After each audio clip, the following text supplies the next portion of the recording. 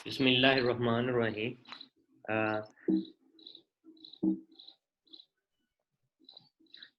आपको जैसा कि पता है जी कि ऑनलाइन क्लासेस कोविड 19 की वजह से स्टार्ट हुई हैं। तो इसके मैं थोड़ा सा ब्रीफली एक्सप्लेन कर देता हूँ कि 3 स्टेप्स हैं इस पे जो वर्किंग हुई थी हमारी। वर्किंग में ये कि अब ये तो यानी कि जो डिजीज़ है इसका कोई पता नहीं है कि कब तक ख़त्म होगी। तो इसलिए सेमेस्टर जो था वो एंड करना था। तो इसके लिए ये काम किया गया था। इसके लिए 1 महीना जो है वो वर्किंग की गई, पर इस वर्किंग के बाद अभी जो है वो स्टार्ट कर दी गई हैं क्लासेस। इसमें जो बेसिकली 3 स्टेप्स हैं कि टीचर्स को कन्वे किया गया, उन्होंने लेक्चर तैयार किए, उन्होंने अपने एंड पे फिर कोर्स आउटलाइन बनाई जो वीकली प्लान थे 15 वीक्स के।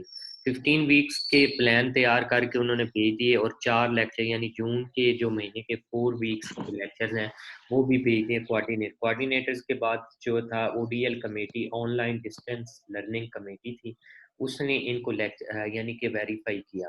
उसके बाद एक एक्सटर्नल को इनवाइट किया गया, जैसे कि कल सारे लेक्चर्स जो थे ओडीएल कमेटी के बाद उनको प्रेजेंट किए गए और उन्होंने जो भी उनके कमेंट्स थे वो किए और कंपनसेट किए गए। और इस के जो 3 स्टेप्स हैं, फर्स्ट स्टेप ये है कि हम जो है इसमें आपको हर संडे जो नाइट होगी, संडे नाइट को आपको जो है वो लेक्चर मिल जाएगा। तो संडे नाइट को जो है वो हार्ड फॉर्म में लेक्चर्स मिल जाएगा जो आपको एलएमएस आईडी मिली हुई है।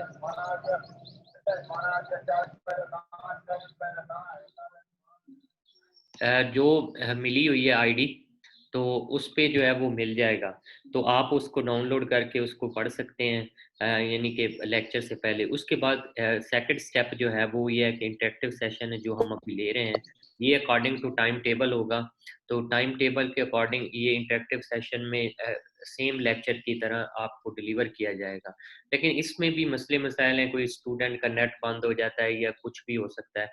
तो थर्ड ये कि व्हाट्सएप ग्रुप क्रिएट करके जो है हर जो है वो हर जो है वो यानी स्टूडेंट्स के साथ हर सब्जेक्ट्स के। तो अब ये है कि कोई भी स्टूडेंट्स जो है अगर कोई उसे इधर इंटरेक्टिव सेशन में भी मसला आता है तो वो उधर जो है वो डिस्कस कर सकता है व्हाट्सएप ग्रुप पे भी। ठीक ठीक हो गया। तो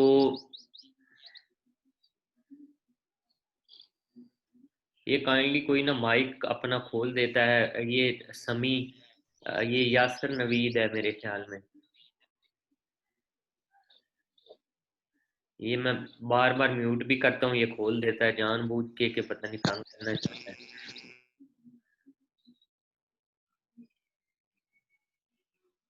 तो माइक अपने बंद ही रखें।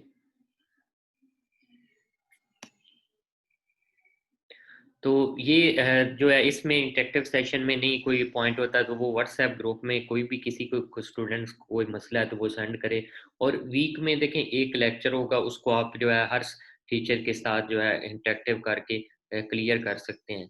बज़ाहिर तो जारी बात है फेस टू फेस लेक्चर नहीं है, लेकिन इसमें कुछ चीज़ें मुझे अच्छी भी लगी हैं, हेल्पफुल भी हैं कि आपको पहले मटेरियल मिल जाता है, फिर इंटरेक्टिव सेशन है, फिर आप व्हाट्सएप ग्रुप पे भी जो है वो डिस्कस कर सकते हैं।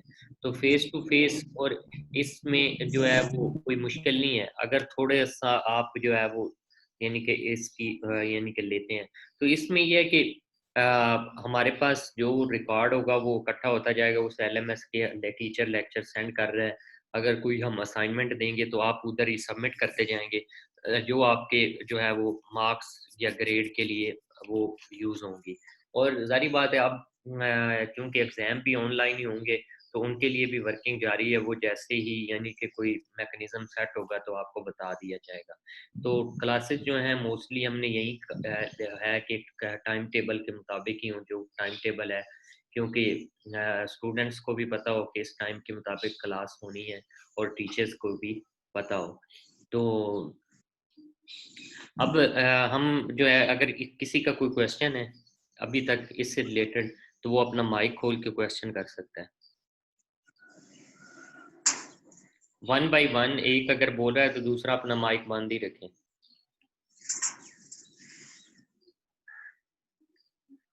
हाँ जी अर्शियान अकरम, आपने माइक खोला है, बोलें, कुछ बोलना चाहते हैं?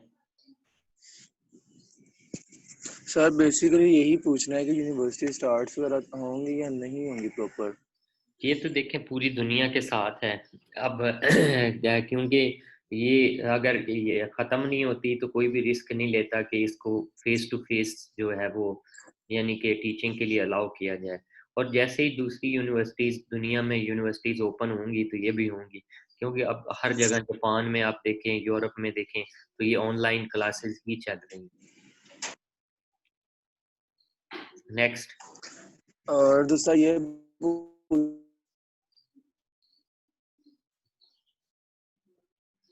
लगता है आपका कोई नेट का प्रॉब्लम है, कोई और करना चाहता है? सर ये क्विज़ेस और असाइनमेंट्स भी होंगी इसके अंदर? हाँ जी, ये लेक्चर के एंड पे ही असाइनमेंट दी गई होंगी, ये आपने करके तो आपने सबमिट कर देनी है, ठीक है? ओके। हाँ जी, ये हम देख लेते हैं कि व्हाट्सएप पे आप करते जाएं सबमिट, या उधर जो है वो ये नहीं कर दें आप सबमिट उधर LMS पे। और कोई क्वेश्चन?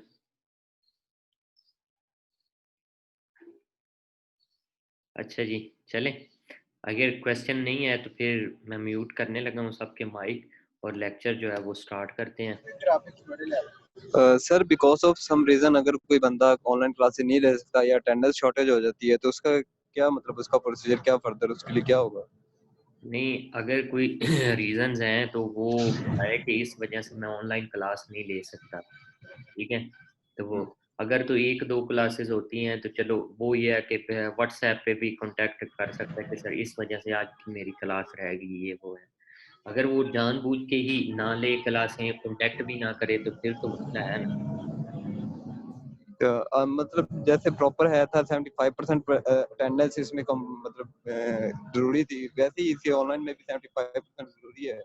हम्म। नहीं, इसमें थोड़ी चलो सी ये है कि रिलैक्सेशन दे देंगे कोई 5% तक, लेकिन ये नहीं है कि बिल्कुल ही आप ना लें तो वो कंफर्ट इतना हो जाए, वो नहीं किया जाएगा फिर। चलो, थैंक यू सर। हाँ।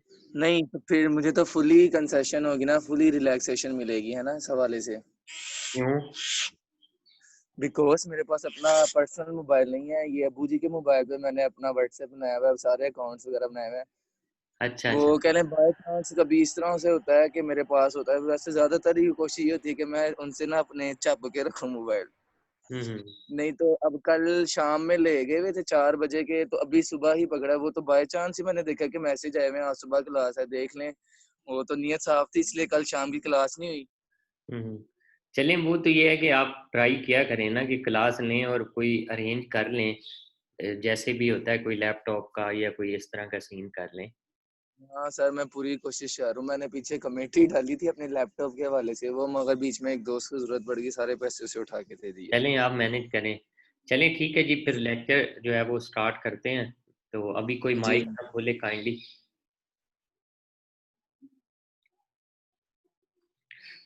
तो जी, बिस्मिल्लाहिर्रहमानिर्रहीम, start with the name of Allah who is the most merciful and the most beneficent.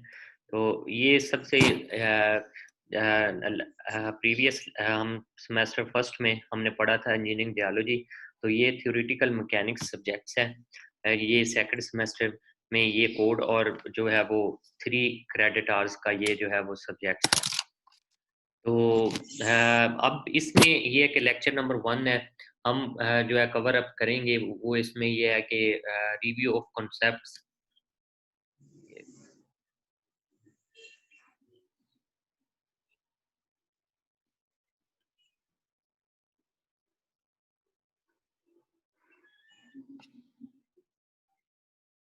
तो review of concepts in mechanics, ये हम जो है वो कवर अप करेंगे।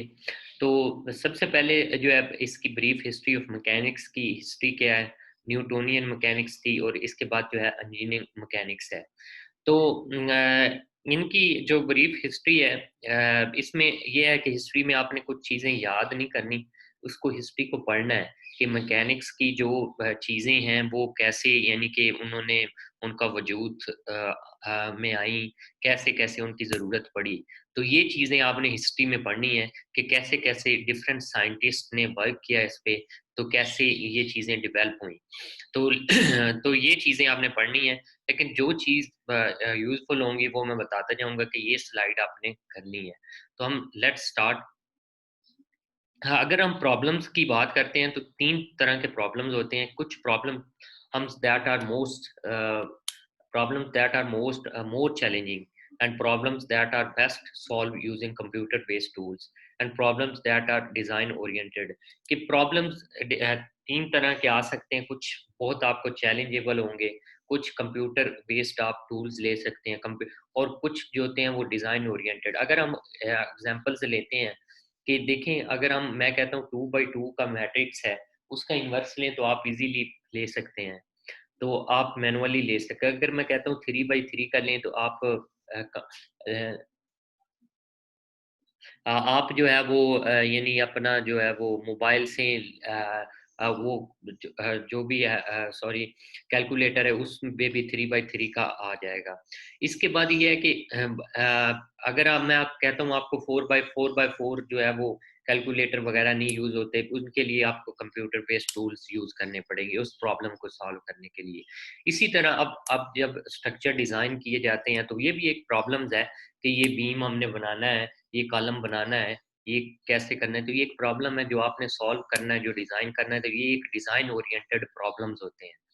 तो ये 3 तरह के होते हैं। अब ब्रीफ हिस्ट्री ऑफ मैकेनिक्स में क्या है कि सबसे पहले मैं मैकेनिक्स होती क्या है और स्टैटिक्स, 2 किस्म जो होती हैं। एक होती है मैकेनिक्स, एक होती है मोशन, एक होती है रेस्ट। अगर आप खड़े हैं, मूवमेंट नहीं कर रहे हैं तो it's mean you are in static position.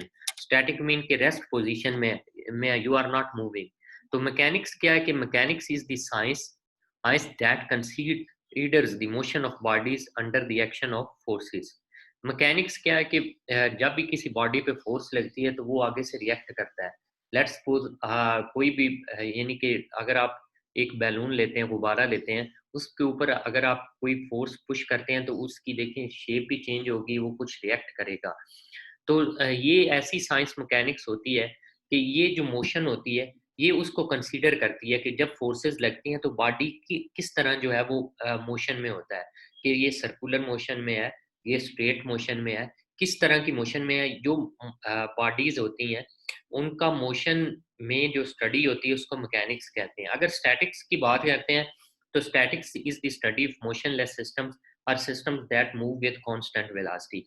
जो ऐसे बॉडीज होते हैं जो मोशनलेस होते हैं, जिनकी यानी कि जो या तो रेस्ट में है, तो रेस्ट में जैसे एक डेस्क के ऊपर या टेबल के ऊपर एक किताब पड़ी है तो वो पड़ी रहेगी, वो तो नहीं हरकत करेगी जब तक उसे हरकत नहीं दी जाएगी। तो अगर हम बुक का मुतालिया करना चाहते हैं तो बुक क्या है, वो स्टैटिक पोजीशन में है, मोशनलेस सिस्टम्स है, तो ये स्टैटिक्स होती है। मैकेनिक्स, जो बॉडी हम मोशन में उनका मुतालिया करते हैं उसको मैकेनिक्स कहते हैं, और जो स्टैटिक्स होती हैं वो मोशनलेस सिस्टम्स होते हैं जो रेस्ट में ही पड़े रहते हैं। ये थी जी मैकेनिक्स की डेफिनेशन और स्टैटिक्स की डेफिनेशन। ये आपने दोनों में डिफरेंशिएट अगर आता है एग्जाम में कि differentiate between mechanics and statics, तो मैकेनिक्स में आप कहेंगे कि जो बॉडीज का हम मुतालिया करते हैं मोशन में, जो बॉडीज होती हैं under the action of forces, जो बॉडीज मोशन में होती है फोर्सेस की वजह से, उनका जो मुतालिया होता है वो मैकेनिक्स कहलाती हैं। जो बॉडीज कांस्टेंट वेलोसिटी के साथ होती हैं और मूव करती हैं, और जो मोशनलेस या रेस्ट पे होती हैं उनका जो मतलब वो क्या कहलाती है, स्टैटिक्स। अब ये तो था मैकेनिक्स की हिस्ट्री क्या है कि डिफरेंट जो साइंटिस्ट से थे उन्होंने काम किया। ये आप पढ़ेंगे तो समझ में लगे। एक मैथमेटिशियन था अर्शमीदस, आपने नाम भी सुना होगा। तो ये जो यानी कि रेड लाइंस है यहाँ पे लिखा हुआ है, इसका इरा है, तो बीसी इस तरह लिखा जाता है। तो इसने जो है डेवलप्ड किए, ग्रीक ये मैथमेटिशियन था, डिफरेंट प्रिंसिपल्स। लेकिन इसने जो कंसेप्ट दिया वो पैरेलल फोर्सेस के लिए दिया, कि पैरेलल फोर्सेस की जो है इस तरह इसने lever system of pulleys floating bodies वगैरह जो थी वो इजाद की, ग्रीक मैथमेटिशियन अर्शिमीदस ने। उसके बाद क्या था कि पैरेलल फोर्सेस तो का की स्टडी हो सकती है, जारी बात है।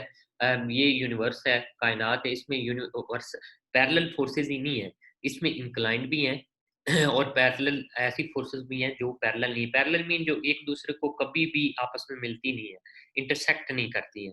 तो उसके बाद जो था, जारी बात है, जब non parallel the successful analysis of non parallel forces, non parallel forces जो फोर्सेस एक दूसरे को इंटरसेक्ट कर सकती हैं, ये नहीं अकम्प्लिशमेंट कंप्लीट हुआ था until nearly 2000 years after the death of Archimedes. उसके बाद एक फ्लेमिश मैथमेटिशियन था और इन्वेंटर था साइमन स्टीवन, उसने ये प्रॉब्लम जो था वो सॉल्व किया था कि इसने नॉन पैरेलल फोर्सेस जो जो थी वो उनकी को भी इन्वॉल्व किया था।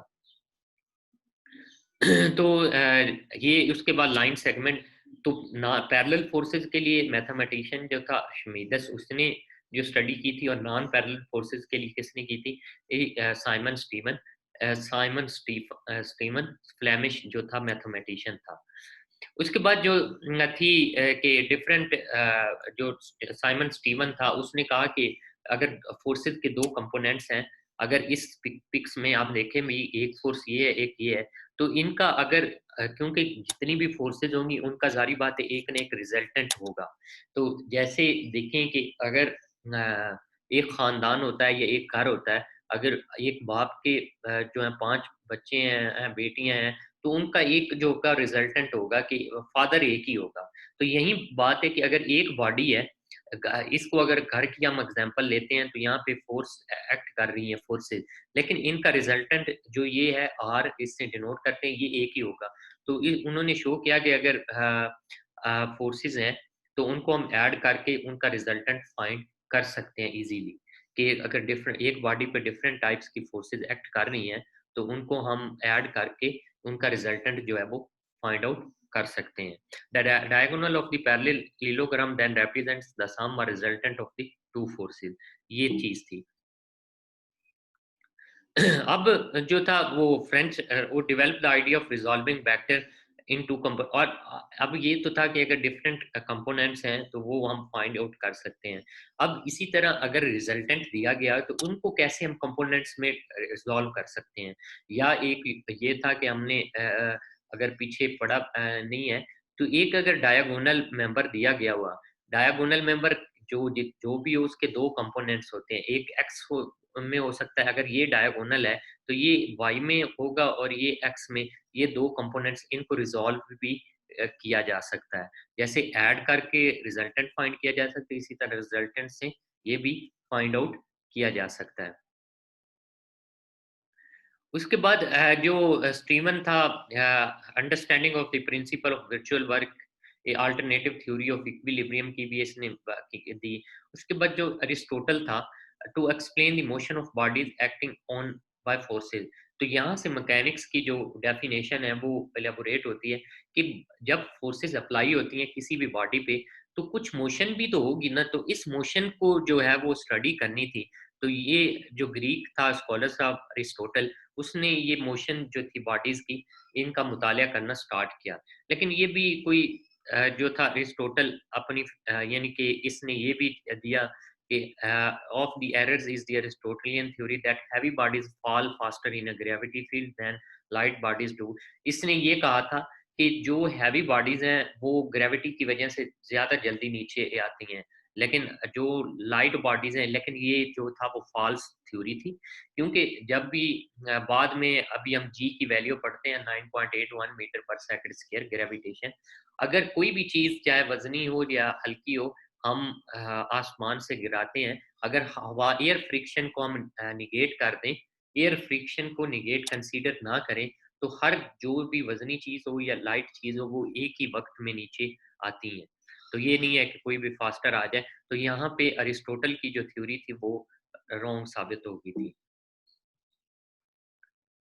उसके बाद अब जो है वो दो ब्रांचेस थी, स्टैटिक्स थी और डायनामिक्स थी। मैकेनिक्स जो थी इसकी फील्ड ऑफ मैकेनिक्स हम डेफिनेशन पढ़ चुके हैं कि मोशन थी बॉडीज। तो दो ब्रांचेस में डिवाइड किया गया मैकेनिक्स को, एक स्टैटिक्स थी और एक डायनामिक्स थी। अगर हम डायनामिक्स की बात करते हैं तो ये दो ब्रांचेस हैं, काइनेमैटिक्स और काइनेटिक्स। सबसे पहले हम स्टैटिक्स को अगर उसको डिफाइन करते हैं तो स्टैटिक्स हम पहले ऑलरेडी डिफाइन कर चुके हैं कि motionless systems are systems that move with constant speed in a straight line and with forces that act to establish these states of motion. के मोशनलेस सिस्टम या ऐसे सिस्टम जो स्ट्रेट लाइन में move करते हैं, जो अपनी वेलोसिटी को चेंज नहीं करते, उनको स्टैटिक्स कहते हैं।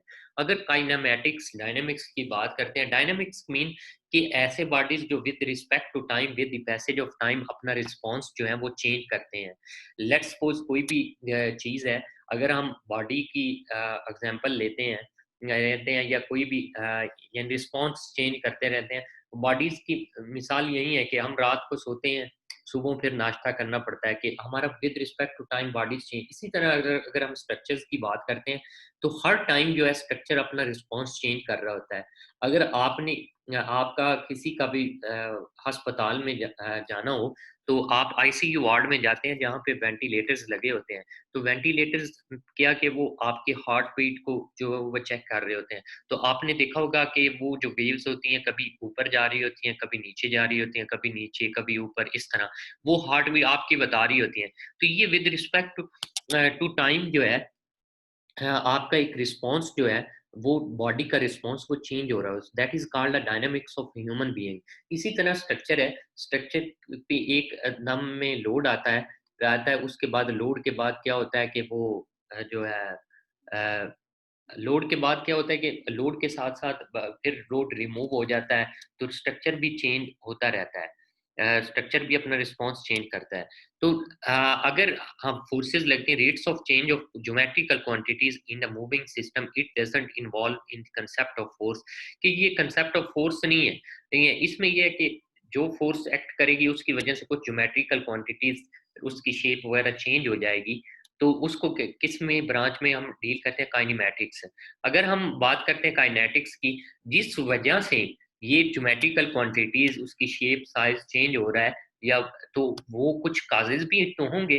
अब देखें, एक स्ट्रक्चर अगर उसमें क्रैक आ जाता है तो वो कोई वजह होगी, कोई विंड होगी, कोई वाटर उसको डैमेज कर रहा है, कोई लोड डैमेज कर रहा है, ये काजेज है ना। तो ये काजेज जो है वो किसमें, काइनेटिक्स में हम डिस्कस करेंगे। काइनेटिक्स में काजेज वो, और काइनेमैटिक्स में जो rate of change of geometrical quantities के, उनका rate of change of metrical quantities. अगर हम इनकी एग्जांपल्स की बात करते हैं तो अगर एक बुक रेस्ट डेस्क पे है, या एक कार है जो स्ट्रेट ट्रेवल कर रही है विद कांस्टेंट वेलोसिटी, तो ये क्या स्टैटिक्स कहलाती है। अगर काइनेमैटिक्स की एग्जांपल लेते हैं तो rate of change of geometrical quantities, जैसे rate of change of displacement है तो उसको वेलोसिटी कहते हैं। इसी तरह rate of change of velocity है तो उसको एक्सलेरेशन कहते हैं। तो ये क्या सारी क्या है, अगर हम डिस्प्लेसमेंट, अगर हम वेलोसिटी एक्सलेरेशन की बात करते हैं तो ये काइनेमैटिक्स में हम डील करते हैं। इसी तरह अगर काइनेटिक्स की बात करते हैं तो relationship between forces that act on the body, wind होगी एंड ग्रेविटी होगी and the motion of the body involve.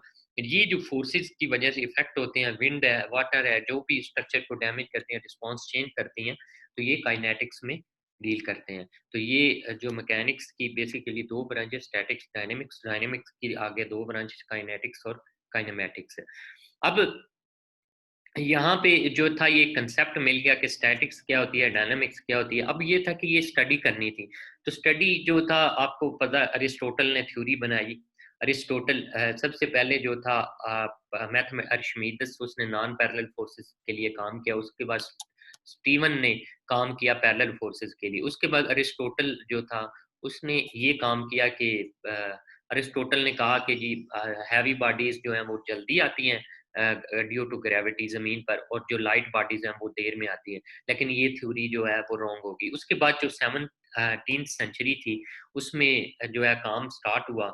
तो उसमें गैलीलियो का आपने नाम सुना। उसने science of dynamics by careful experiments and analysis, उसने जो एक डायनामिक्स की साइंस की बुनियाद रखी एक्सपेरिमेंट करके। Galileo contributed the theory of equilibrium, statics and to kinematics. However, he is known principally for his contribution to kinetics, कि इसने काइनेमैटिक के रेट ऑफ चेंज में इसमें ने जो था वो न्यूमेरिकल क्वांटिटीज में कंट्रीब्यूट किया। लेकिन जो Galileo's work was the first successful effort to dispel the false dynamically doctrines of Aristotle, कि ये पहला स्टेप था जिसने अरिस्टोटल को जो डॉक्ट्राइन्स था कि नुक्ता नज़र था उसको इसने फॉल्स साबित किया। क्या जो गैलीलियो लेकिन इतनी देर ज़्यादा जो था वो इसने लेकिन लॉज मोशन के हवाले से रिसर्च की, एक्सपेरिमेंट्स किए, लेकिन इसने एक आइडिया दिया तो लेकिन ये अपनी ज़िंदगी में ही उनको प्रूफ ना कर सका। तो अगर हम लॉज ऑफ मोशन की बात करते हैं, अगर हमने 10th में भी पढ़े होंगे आपने, और जिन्होंने एफएससी की एफएससी में भी पढ़े होंगे, तो लॉज ऑफ मोशन जो था वो न्यूटन्स के आते हैं कि 3 लॉज ऑफ मोशंस की जब भी हम बात करते हैं तो वो न्यूटन्स के हवाले से हम जो है वो बात करते हैं। तो ये सारी थ्योरी है। The particle may also be subject to motion. This type of model was used by Newton to study the motion of the planets. तो यहाँ से गैलीलियो के एक्सपेरिमेंट्स से कुछ न्यूटन्स ने गैलीलियो के काम को जो था वो आगे कैरी ऑन किया। कैरी ऑन करने के बाद इसने क्या किया है कि डिफरेंस जो थे वो इस तरह यानी कि बताया कि the body can be assumed to rigid and is referred to as rigid body। तो इसका जो लुबे लुबाब क्या था कि हिस्ट्री को जब आप पढ़ेंगे तो गैलीलियो का वर्क था। गैलीलियो को वर्क को बेस बनाते हुए न्यूटन्स यहाँ पे सर जो आइजैक न्यूटन था, इसने 18वीं जो 18th सेंचुरी थी, who was born the year Galileo died, इस जो 18th सेंचुरी थी उसमें ये सर आइजैक न्यूटन पैदा हुए थे, जिस ईयर में गैलीलियो की डेथ हुई थी। In addition he formulated the laws of universal gravitation and the mathematics of calculus. Newton introduced and clarified the concept of force and mass। Force और मास का जो था इसने कंसेप्ट दिया। तो यहाँ पे जो इसने 3 लॉज ऑफ मोशन जो था वो न्यूटन ने यानी कि वो उन पे एक्सपेरिमेंटली उनको प्रूव किया। तो यहाँ पे इसने न्यूटोनियन मैकेनिक्स की जो थी वो बुनियाद रखी। तो यहाँ से यहाँ तक अगर किसी को कोई मसला है तो वो कोई क्वेश्चन कर सकता है कि ये एक ब्रीफ हिस्ट्री थी कि कैसे जो मैकेनिक्स ने और मोशन ने जन्म लिया। तो कैसे कैसे ये 4 साइंटिस्ट थे। मैं अगेन रिपीट कर देता हूँ कि सुन ले फिर क्वेश्चन कर लेना। कि सबसे पहले जो काम था वो मैथमेटिशियन आर्किमिडीज था, उसने नॉन पैरेलल फोर्सेस पे स्टडी की थी। उसके बाद पैरेलल फोर्सेस के लिए उसने की थी। उसके बाद साइमन स्टीवन जो था उसने नॉन पैरेलल फोर्सेस पे थ्योरी यानी अपनी रिसर्च की। उसके बाद जो था अरिस्टोटल, इसने ये थ्योरी दी मोशन के हवाले से कि जो हैवी बॉडीज हैं वो जल्दी यानी कि फॉल करेंगे as compare to light bodies. लेकिन ये थ्योरी गलत साबित होगी, जो कि सक्सेसफुल जो पहला स्टेप था to dispel the theory of the Aristotle जो गैलीलियो ने पेश किया। गैलीलियो जब की डेथ हुई थी 18th सेंचुरी में, उसी साल जो था सर आइजैक न्यूटन उसकी वो पैदा हुआ था। तो इसने उस गैलीलियो के काम को मोशन के हवाले से कैरी किया और इसने 3 लॉज की जो इसने एक्सपेरिमेंटली प्रूव किए, वो लॉज आज भी मशहूर है, 3 लॉज ऑफ मोशन या Newton's laws of motion. 3 laws हैं, वो हम आगे पढ़ेंगे। अभी ये 4 जो हैं वो यानी ये आपने हिस्ट्री में पढ़ने हैं कि मैकेनिक्स या लॉज ऑफ मोशन कैसे पेश हुए और किसने पेश किए। ये सर आइजैक न्यूटन जो काम था गैलीलियो का उसको कैरी ऑन करके ये 3 लॉज ऑफ मोशन पेश किए गए थे। तो लॉज ऑफ मोशन अगर हम स्टडी करेंगे तो उसमें जारी बात है हमें फोर्स और मास का जो रिलेशनशिप है वो भी पता चल जाएगा। तो अगर किसी का कोई क्वेश्चन है तो 1 by 1 अपना माइक खोले और क्वेश्चन करे। तो काइंडली ये थोड़ा सा एहतियात कीजिएगा कि एक अगर बंदा बोल रहा है तो दूसरा बंदा अपना माइक बंद ही रखे। तो एनी क्वेश्चन?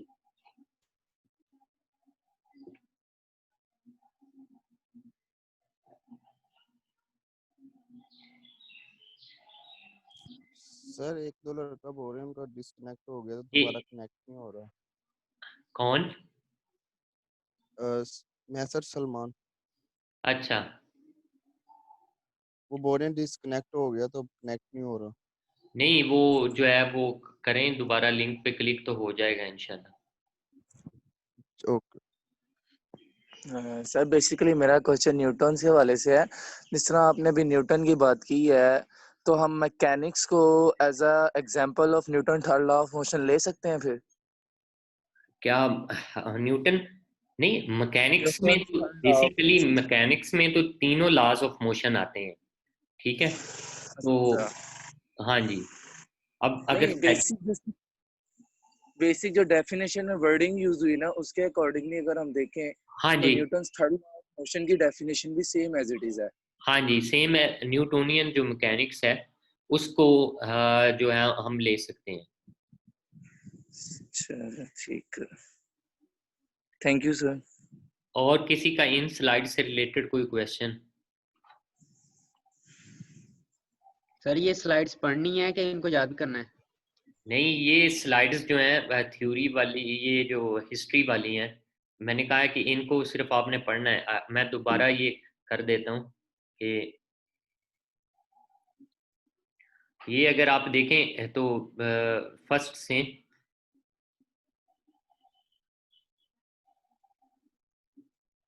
कि ये हिस्ट्री चार जो हैं वो यानी कि साइंटिस्ट थे, उन्होंने काम किया अर्शिमीदस।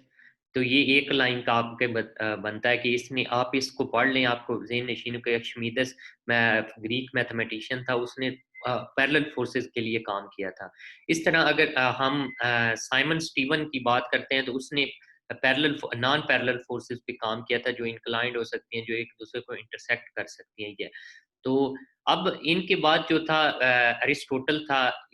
अरिस्टोटल ने, फ्रेंच साइंटिस्ट रैन डिस्कार्ड ने ये काम किया था। इसने कहा था कि जैसे जो साइमन स्टीवन था उसने कहा कि दो फोर्सेस को, ये जितनी भी फोर्सेस हैं बॉडी पे एक्ट कर रही हैं, तो उनको ऐड करके उनका रिजल्टेंट फाइंड किया जा सकता है। तो रैन डिस्कार्ड्स ने कहा था कि अगर इनका रिजल्टेंट मिल जाए तो हम इसको भी कंपोनेंट्स में डिसॉल्व कर सकते हैं। तो ये उसके बाद अरिस्टोटल जो था, अरिस्टोटल ने कहा कि जी बॉडीज, मोशन ऑफ बॉडीज के लिहाज से उसने due to acting of forces के लिहाज से उसने स्टडी की। उसने कहा कि जी जो हैवी बॉडीज हैं, ड्यू टू ग्रेविटी वो फास्टर फॉल करती हैं जमीन की तरफ, और लाइट बॉडीज के मुकाबले में। लेकिन ये जो था, अभी भी हम पढ़ते हैं तो हम कहते हैं कि जी की वैल्यू 9.81 है, तो ये जो था अजम्पशन था वो रॉन्ग है। तो जिसकी जो थी मुखालफत भी की थी गैलीलियो ने प्रूफ भी किया था। तो गैलीलियो वर्क कर रहा था लॉज ऑफ मोशन पे, लेकिन वो उनको एक्सपेरिमेंटली प्रूफ नहीं कर सका था जो न्यूटोनियन ने किया था। तो यहाँ पे मैकेनिक्स की दो ब्रांचेस हमने पढ़ी है, स्टैटिक्स है, डायनेमिक्स जो होती है, काइनेमेटिक्स है और काइनेटिक्स है। स्टैटिक्स, कोई भी बॉडी मोशनलेस है या ऐसी बॉडी जो कांस्टेंट स्पीड के साथ एक ही स्ट्रेट लाइन में मूव करती है, उसको स्टैटिक्स कहते हैं। और काइनेमैटिक्स वो है कि rate of change of geometrical quantities, की कोई भी चीज फोर्स एक्ट करती है तो कोई ज्योमेट्रिकल चेंजेस होती है ना, तो उनको काइनेमैटिक्स में डिस्कस किया। और काइनेटिक्स, किसी भी बॉडी में कोई चेंज होती है तो वो किसी वजह से होती है, कोई फोर्स एक्ट करती है। लेट्स सपोज कोई विंड है, कोई वो विंड चलती है तो वहां पे एक्ट होता है, स्ट्रक्चर पे क्रैक आ सकते हैं, कोई भी चीज आ सकती है, तो ये काइनेटिक्स है।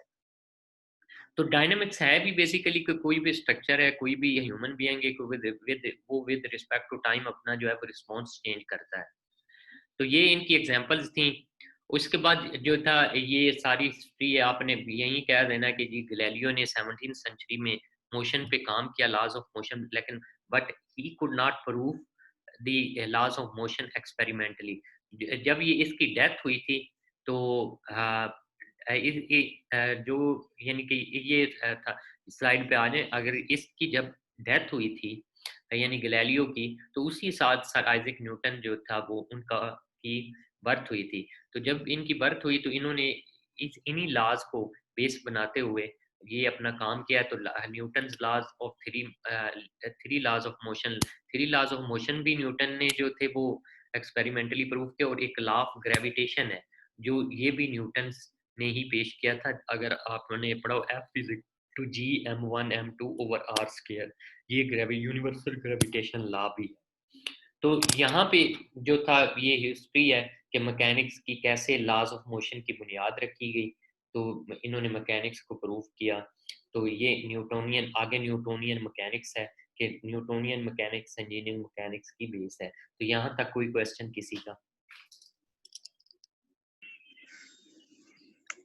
अभी इस पूरे टॉपिक के अंदर हमने जो कुछ पढ़ा है सर, मैकेनिक्स होगी, स्टैटिक्स होगी, काइनेमेटिक्स होगी और काइनेटिक्स होगी, हाँ जी। सिर्फ इन्हीं की डेफिनेशंस है। इसके अलावा जितनी भी है वो ऑब्जेक्टिव के लिहाज से कि उन्हें भी प्रॉपर्ली हमने क्या कर लेंगे, नहीं नहीं डीपली नहीं, थोड़ा पढ़ना उनको है। देखें 4 से 5 साइंटिस्ट हुए एक्सप्लेन हुए, उनको याद रखने की इन्होंने क्या क्या किया। जैसे अगर देखें आप ने पढ़ा है ग्रीक मैथमेटिशियन, अगर मैकेनिक्स की रूल से उसकी बात करें, उसने और भी काम किए। जो था अर्शमीदस, उसने और भी काम किए, ये नहीं है कि उसका यही कंट्रीब्यूशन है। तो अगर मैकेनिक्स में उसका कंट्रीब्यूशन अगर आप एक्सप्लेन करना चाहते हैं तो आपने ये कह सकते हैं कि he work for the non for the parallel forces, कि पैरेलल फोर्सेस की स्टडी उसने की थी, ये उसका कंट्रीब्यूशन था। इसी तरह अगर हम साइमन स्टीवन की बात करते हैं तो उसने he worked for the non parallel forces and he also worked that we can find out the resultant vector for the different forces who are acting which are acting on the same body, कि जो forces same body पे act कर रही हैं different, उनका resultant भी find कर सकते हैं। इसी तरह डिस्कार्ड्स जो साइंटिस्ट, उसने कहा कि अगर रिजल्टेंट है तो उससे हम उसको रिजल्टेंट जो डिसॉल्व कंपोनेंट्स में भी हम डिसॉल्व कर सकते हैं।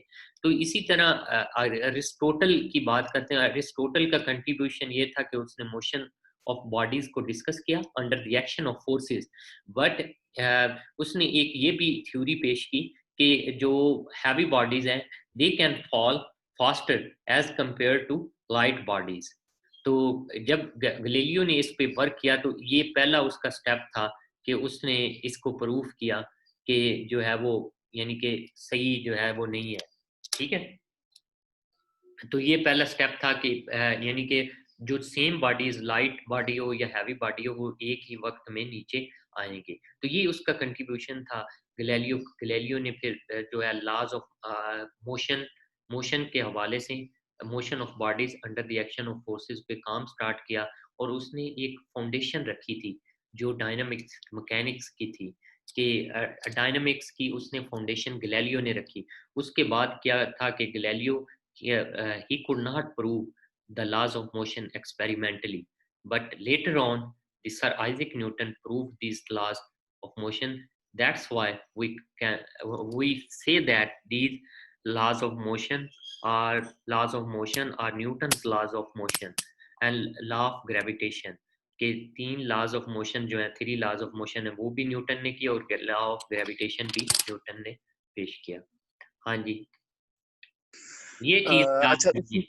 ये बाकी डेफिनेशन करनी है मैकेनिक्स क्या है, स्टैटिक्स क्या है, और स्टैटिक्स की तो पता चल गई, और डायनामिक्स की मैकेनिक्स को 2 ब्रांचेस में किया जाता है, स्टैटिक्स और डायनामिक्स। डायनामिक्स की को आगे फर्दर 2 में काइनेमेटिक्स और इनकी डेफिनेशन है। बाकी ये 4-5 जो है आप अपना नोट शॉर्ट नोट्स बना सकते हैं। हाँ जी, सिंपली इन साइंटिस्ट की हमने इन्वेंशंस और वर्किंग वगैरह लिखनी है विद इन 4 और 5 लाइंस ऑफ पैराग्राफ। बिल्कुल ऐसा ही है सर? बिल्कुल बिल्कुल ऐसे ही। ठीक है, थैंक यू सर। हाँ जी, किसी और का कोई क्वेश्चन?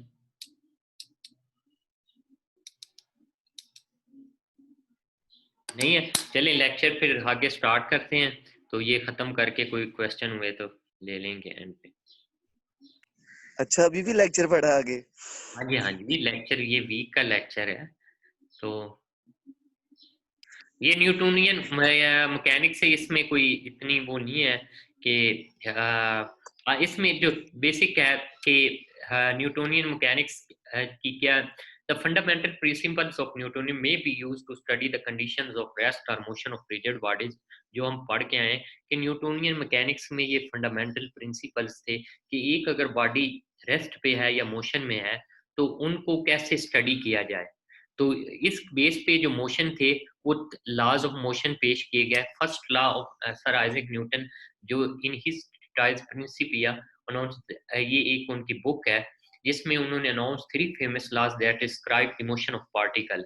तो मोशन ऑफ पार्टिकल के हवाले से 3 लॉज जो थे वो दिए गए। तो फर्स्ट लॉ अगर मैं इसको सिंपली एक्सप्लेन करता हूँ कि अगर in absence of applied forces, अगर कोई फोर्स एक्ट नहीं कर रही है किसी चीज पे, अगर लेट्स सपोज अगर एक बुक एक टेबल पे पड़ी हुई है तो अगर कोई फोर्स ना उस पे एक्ट करे तो वो सालों ही उधर पड़ी रहेगी।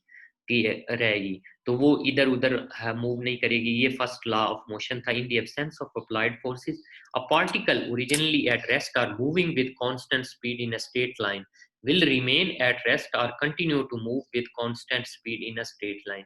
कि अगर एक बॉडी रेस्ट पे है या एक बॉडी स्ट्रेट लाइन में कांस्टेंट स्पीड के साथ मूव कर रही है, उस पे कोई एक्सटर्नल फोर्स जो है वो एक्ट नहीं करती है, तो ये बॉडी उधर ही पड़ी रहेगी रेस्ट पोजीशन में, या वो कांस्टेंट स्पीड के साथ चलती रहेगी। लेट्स सपोज हम मोटरवे पे जाते हैं तो गाड़ी का जो एक्सीलरेटर है हम 120 पे फिक्स कर देते हैं।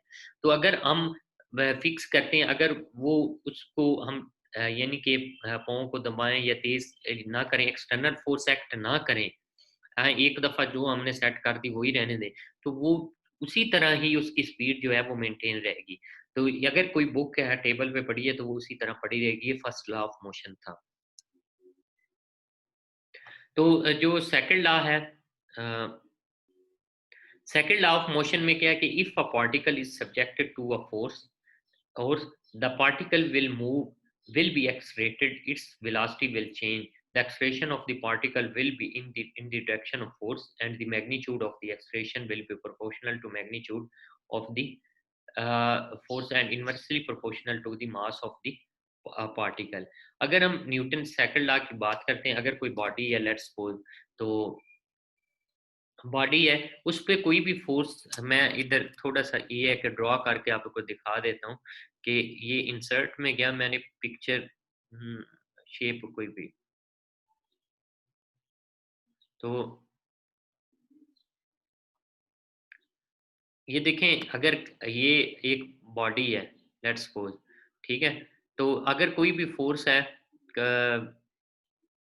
ये बॉडी जो है वो मास m रखती है, तो ये बॉडी पे जो है ये फोर्स एक एक्ट कर रही है, ठीक है, ये बॉडी का मास है m, ये है F फोर्स, ठीक है, इधर मैं लिख भी देता हूँ F,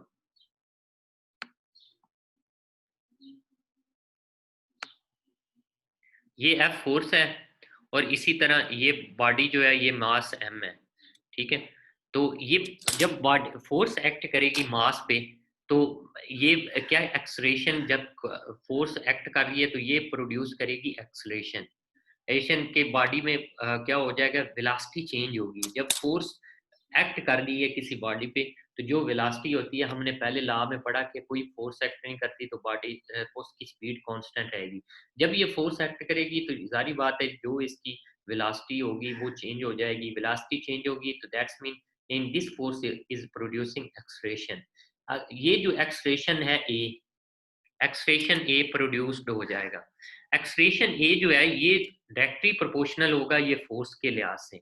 ये क्या होगा, डायरेक्टली प्रोपोर्शनल किस लिहाज, जितनी फोर्स एक्ट करेगी उतना ही ये क्या होगा, एक्सलेरेशन होगा।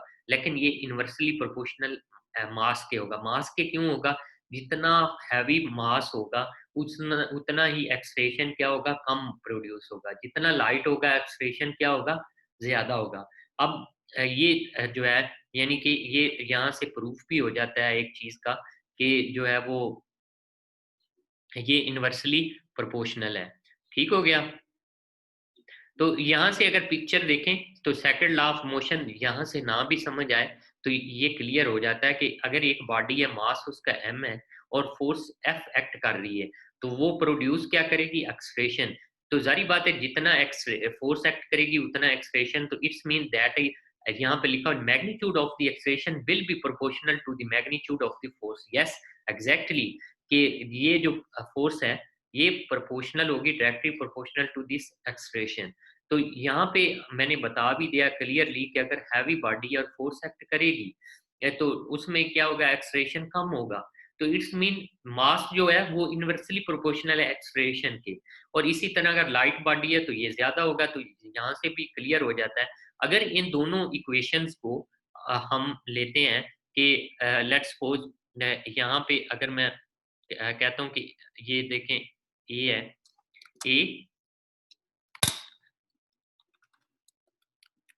ए जो है वो डायरेक्टली प्रोपोर्शनल का मैं साइन जो है वो कर देता हूँ।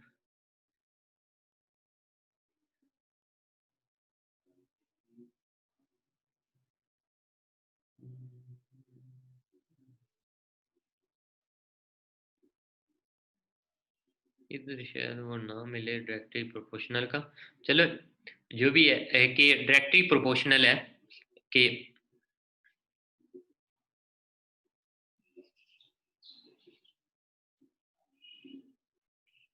चलो मैं फिलहाल ये लगा देता हूँ कि ये साइन है डायरेक्टली प्रोपोर्शनल है एफ के, ठीक है। इसी तरह अगर मैं दूसरी, ये इक्वेशन मेरी क्या बन गई, 1 है, इक्वेशन 1 है। और इसी तरह अगर मैं कहता हूँ ए जो है वो ए क्या है, इनवर्सली प्रोपोर्शनल है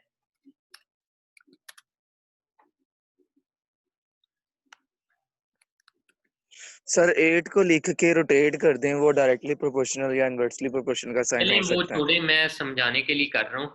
तो ये 1/m इनवर्सली प्रोपोर्शनल, ये ठीक m हो गया। अब ये मेरी इक्वेशन है 2 के लिए, ठीक है। तो अगर अब देखें, हम इक्वेशन मैथमेटिक्स में भी पढ़ते हैं, जब लेफ्ट साइड ये इक्वल है तो हम ये अगर कंबाइन करना चाहें दोनों इक्वेशंस को, तो हम एडिंग इक्वेशन 1 एंड 2, 1 एंड 2 को अगर हम ऐड करें तो हमारे पास क्या आ जाएगा, ये हमारे पास एक ए तो कॉमन रहेगा, ए के बाद क्या एफ ओवर एम आ जाएगा हमारे पास। तो अगर मैं इसको एक ऐड किया तो क्या हमारे पास आ जाता है, एफ ओवर एम ही आ जाता है ना, ये हो गया। अगर इनको मैं सिंपलीफाई और करता हूं तो एफ और एम जो है वो मल्टीप्लाई हो जाएगा, तो is equal to M A बन जाएगा। तो ये क्या है, Newton second law of motion है, सेकंड लॉ ऑफ मोशन। अगर किसी भी बच्चे को ये स्क्रीन जो हम काम कर रहे हैं, ये मैंने रिकॉर्डिंग भी की है, ये आपको मिल जाएगी रिकॉर्डिंग भी। तो अगर ये याद नहीं होता, हमेशा जो होता है, अगर ये चीज आप लिखते हैं, ये वाली लिख के यहाँ पे लिख देते हैं सेकंड लॉ ऑफ मोशन, तो ये मेरे ख्याल में बेस्ट चीज है। ये पिक्चर बनाए, ये लिखने बजाय कि ये याद कर, यहाँ से भी पता चल जाता है। यही चीजें जो टेक्स्ट की हैं ये कह रही हैं कि अगर कोई फोर्स एक्ट करती है बॉडी है मास m पे, वो एक्सलेशन प्रोड्यूस करेगी, और ये एक्सलेशन डायरेक्टली प्रोपोर्शनल होगा फोर्स f के, और यही एक्सलेशन जो है वो इनवर्सली प्रोपोर्शनल होगा किसके, मास m के। ठीक हो गया। और अगर हम इन दोनों को ऐड करते हैं तो एफ ओवर एम हो जाएगा। अगर इनको सिंप्लीफाई करें तो Newton second law of motion ये है। अब इसी तरह है कि थर्ड लॉ क्या कहता है, थर्ड लॉ कहता है कि for every action there is an equal and opposite reaction, कि हर एक्शन का रिएक्शन होता है। लेट्स सपोज आप आज एक्सपेरिमेंट करना चाहते हैं कि कोई भी गेंद लें, टेप बॉल लें, टेप बॉल को दीवार के साथ मारें, ये आपकी फोर्स है जो एक्शन आपने किया है। बॉल जब हिट करेगी, स्ट्राइक करेगी उस दीवार के साथ, तो वो वापस आपकी तरफ ही आएगी। जब आपकी तरफ आती है तो दीवार ने उसके साथ रिएक्शन किया है। बॉल जब हिट स्ट्राइक की तो रिएक्शन की वजह से आपके पास वापस आ गई।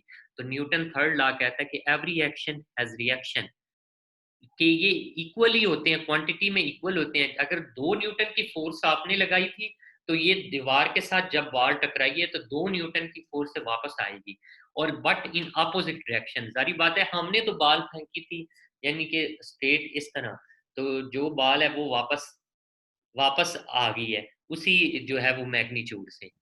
तो ये चीज है, ये क्या है, Newton third law of motion है कि एवरी कोई भी लॉज है इनकी आप एग्जांपल लाजमी कोट कीजिएगा। यही चीजें होती हैं कि जो बेस्ट अंडरस्टैंडिंग आपकी बनाती हैं। तो ये सर लेकिन ये आइडियल केस में ही होता है ना? हाँ जी, सर ये आइडियल केस में ही होता है ना? हाँ जी, हाँ जी, आइडियल केस में। तो मतलब वो इतनी फोर्स में तो नहीं आती, जरा सी रेजिस्टेंस वगैरह बीच में आ ही जाती है। नहीं, जो है बिल्कुल रेजिस्टेंस वो होती है, वो डायनामिक्स की ब्रांचेज हैं। अगर आप स्पेशलाइजेशन में पढ़ते हैं तो जारी बात है कि अब ये भी एक लॉज है कि अगर आपने सिंपल जो पेंडुलम पढ़ा होगा फिजिक्स में, simple pendulum to and fro motion करता है। जब वो उसको सेंटर में ला के इस तरह कर दें, वो टू एंड फ्रो मोशन करता रहेगा। तो ये एक लॉज है कि ये अगर आप सिंपल पेंडुलम को सेंटर में ला के टू एंड फ्रो मोशन की पोजीशन में छोड़ दें फोर्स अप्लाई करके, तो ये पूरी जिंदगी जो है वो मूव करता रहेगा।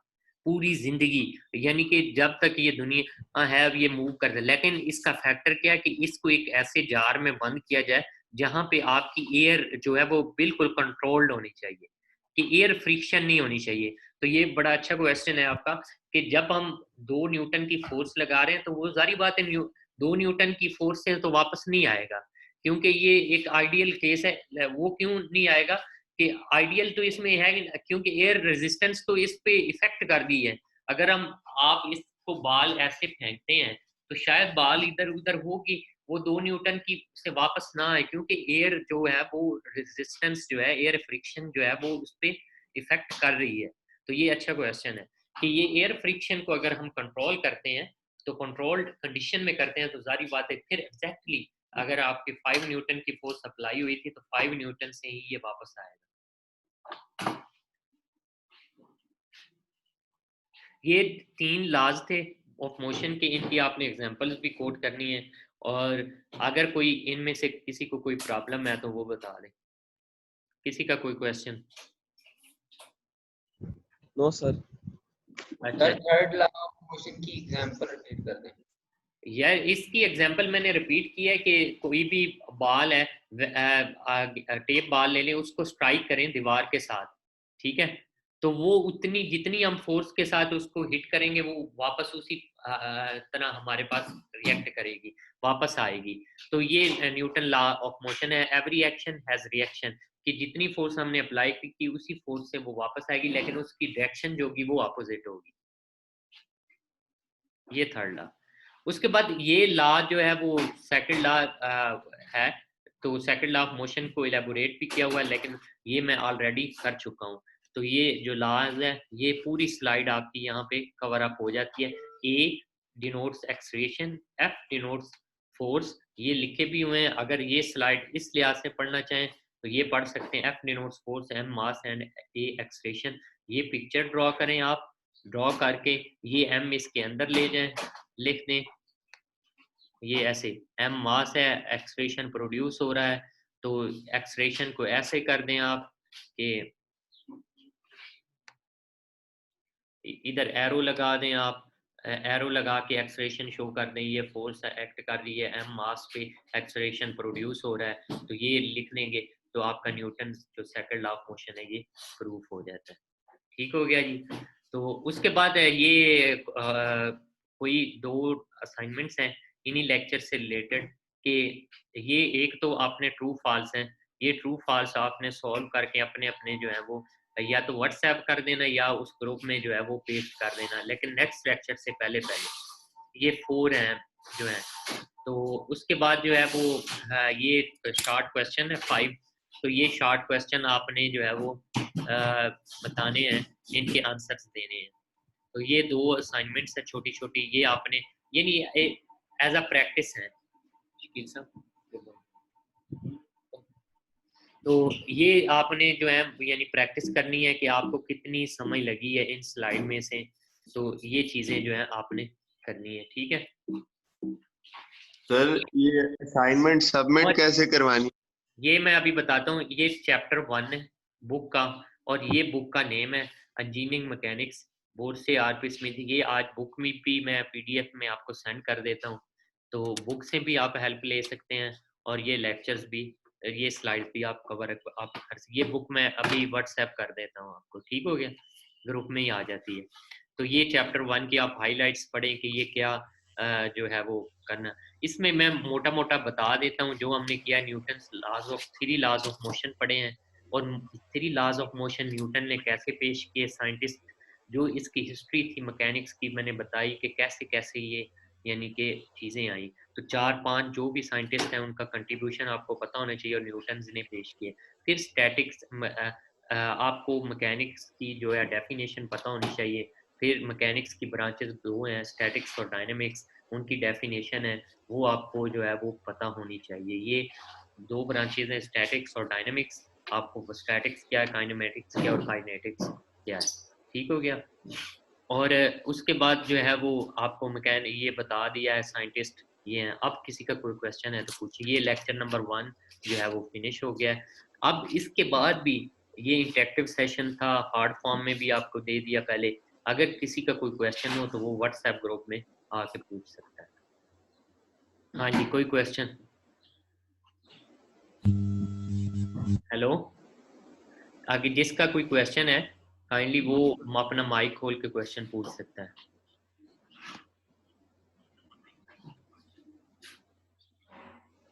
लेक्चर से रिलेटेड।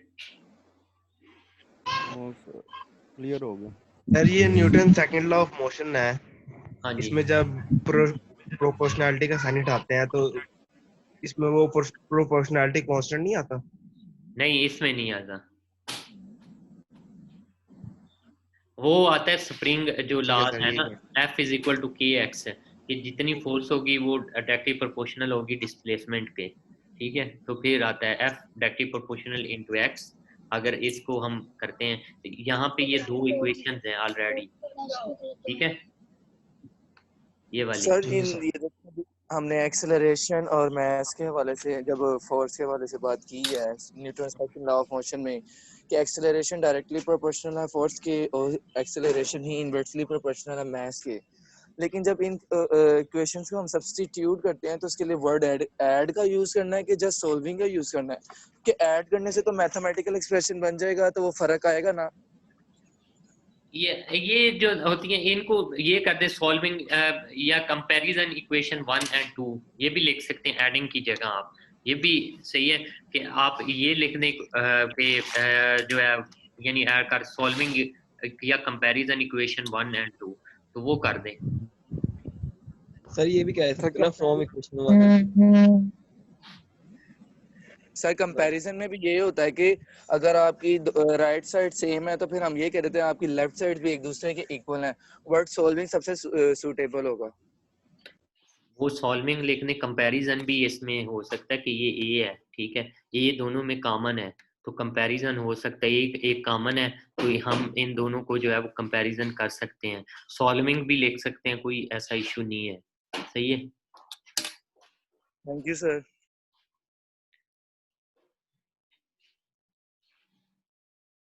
और कोई क्वेश्चन किसी का?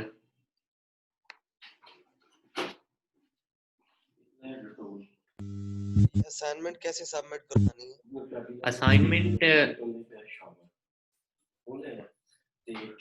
असाइनमेंट जो है वो व्हाट्सएप ग्रुप पे या वो कर लेते हैं या वो उस दूसरे ग्रुप में जो है वो ना कर दें। जी सर ठीक। हाँ जी, चलें जी, फिर ये हम लेक्चर एंड करते हैं।